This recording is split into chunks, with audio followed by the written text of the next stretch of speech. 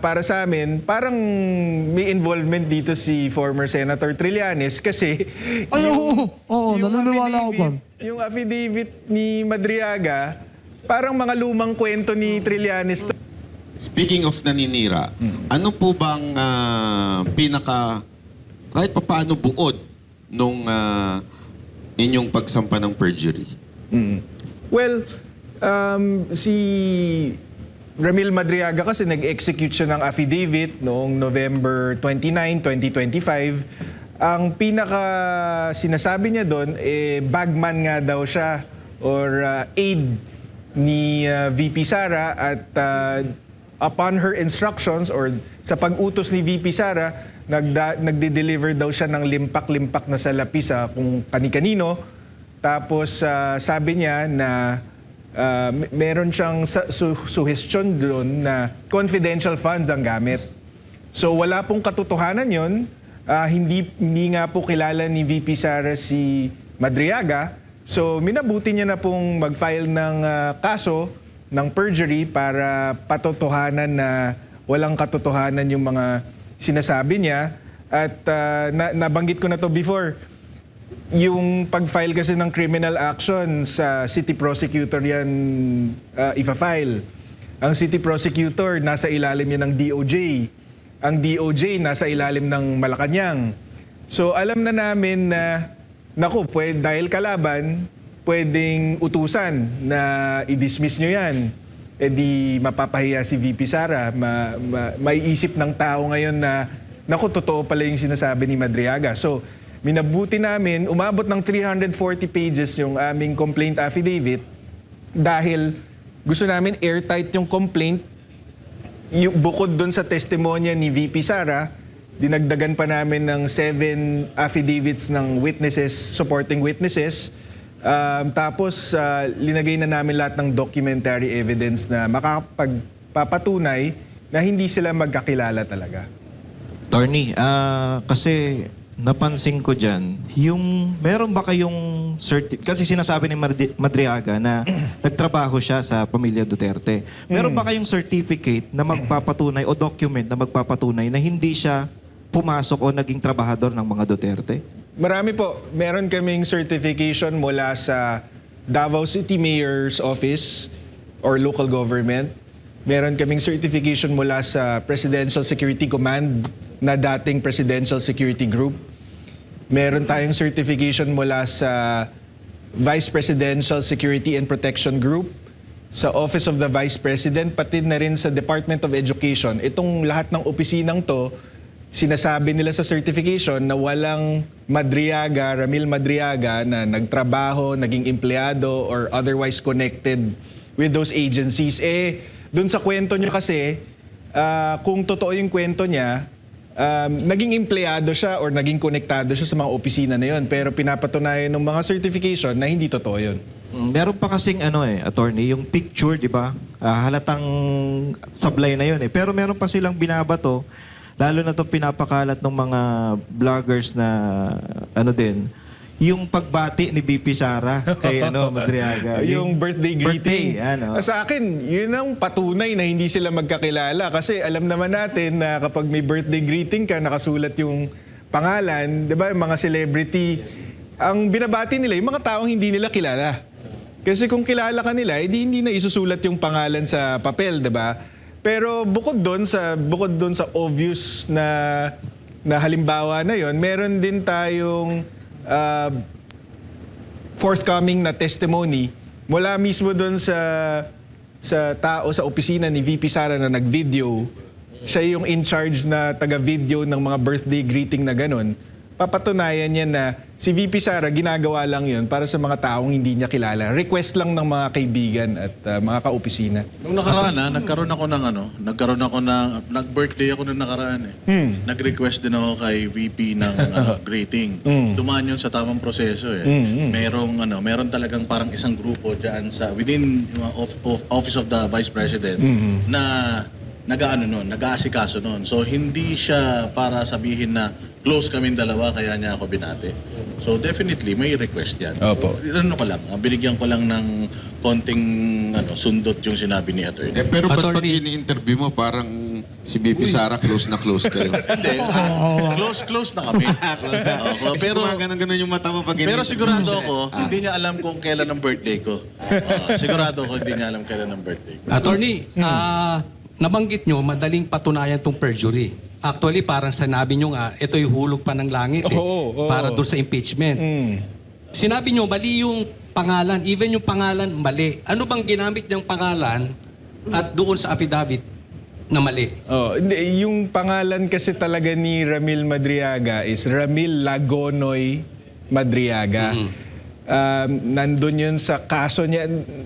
Nabanggit ko na to before na hindi yung pagkakulong ngayon ni Madriaga for kidnapping for ransom, hindi ito yung unang pagkakataon. Nakulong na siya noong 1997 for kidnapping for ransom din, pero na-acquit lang siya sa Supreme Court. So malinaw na ang pangalan niya doon, Lagonoy, Lagonoy. Pero doon sa affidavit niya, Lagunoy ang ginamit Hindi kaya niya. typo lang?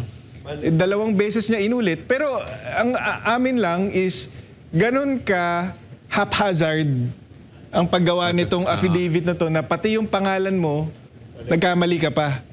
Nabanggit nyo yung most wanted. Ito. Panglima, nabanggit pa nga ng police before na nadinig ko sa interview nyo, itong si Madriaga sa kidnapping. So, bakit ito pa ang gagamitin considering na sobrang napaka-imposible naman na gamitin ito ni BP Sara?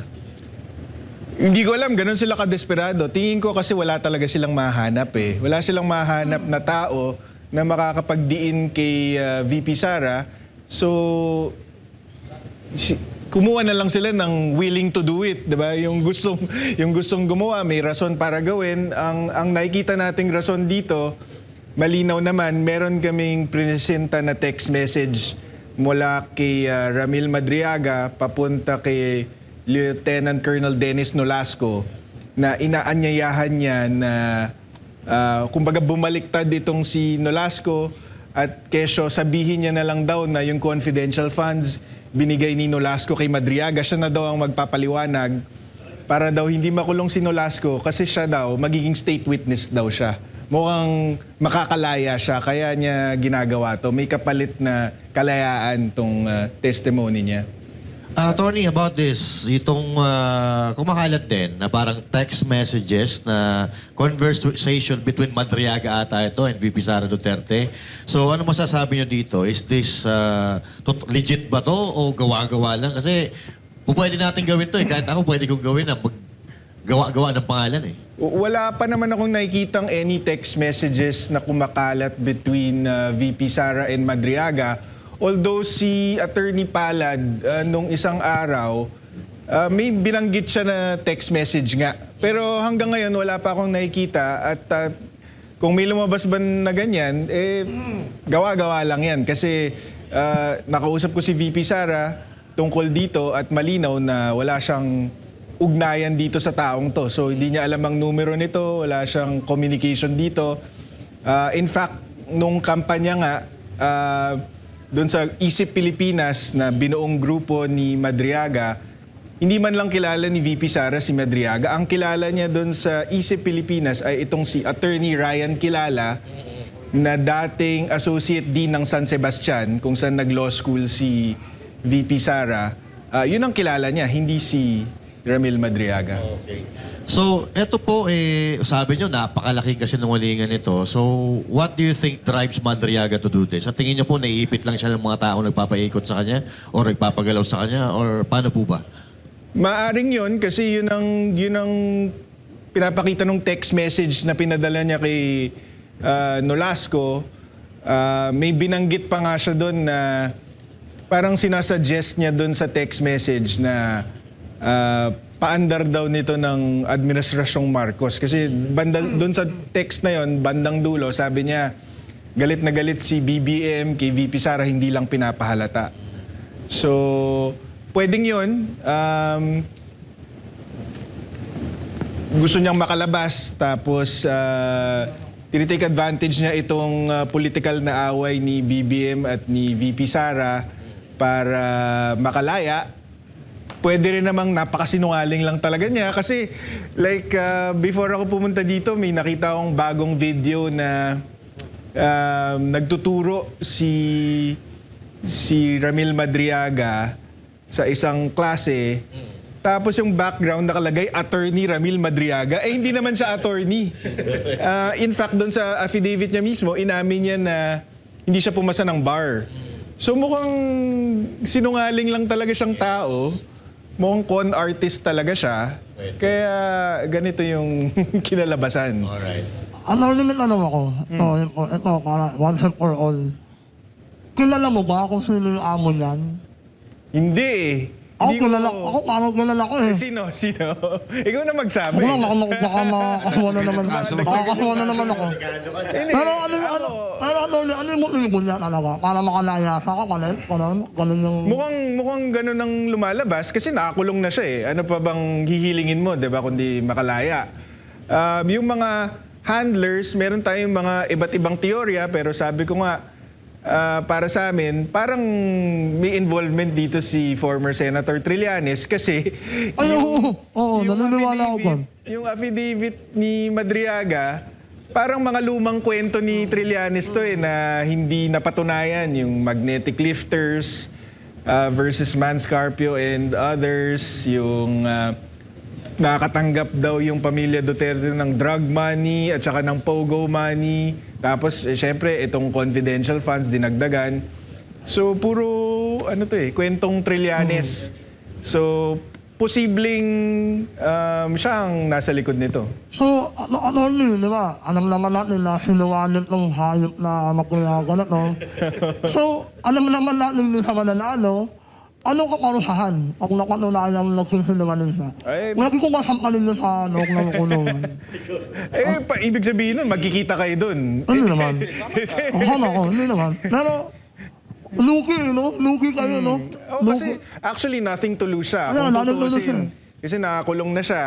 Pag napatunayang nag-commit siya ng perjury, di dagdag lang sa kulong, baka yun ang kasama sa pag-iisip niya na gawin ko na to kasi pag nanalo ako, pag napatalsik namin si VP Sara, makakalaya ako. Pag hindi naman, nakakulong na rin ako. Kung hindi naman talaga sa mananalo, ginahin na lang, no? Makabawi naman lang kami yung store ko niya sa buhay natin, no? Pero sa amin nga, sabi nga ni Coach na para sa amin kasi hulog ng langit eh. Hindi naman namin pinaplano na medyo natagalan yung pag-file namin ng perjury complaint. Ba't ko sinasabing hulog ng langit? Kasi alam naman namin kasinungalingan siya, wala siyang kwenta. Pero dahil hindi sinasagot ng diretsahan, parang isang beses lang ata dininay ni VP Sara tapos tumahimik na siya, siguro naglakas loob tong mga impeachment complainants. Sinama tuloy nila dun sa impeachment complaint. So habang prepare namin yung perjury complaint, tapos nababalitaan namin sinasama, medyo nagre-rejoice kami kasi, loko, mapapatunayan namin na puro politika lang talagang habol nyo kasi itong Madriaga, kung finact-check nyo to, binackground check nyo to, malalaman nyo na walang katotohanan ng sinasabi nito. Attorney, may mga nagsasabi nga, mapatungkol dito kay Madriaga, na halos kaparehas nung nangyari kay Espinosa at kay De Lima, na halos ginamit laban sa mga Duterte, tapos pinalaya. Ano pong makukomento yun dyan, Attorney? Sana hindi na tayo umabot doon. Kasi ang patutunguhan natin dito is kung hindi ma-impeach si VP Sara, magiging Pangulo to ng Pilipinas. So, syempre, hindi papayagan ni VP Sara na makalabas ng kulungan tong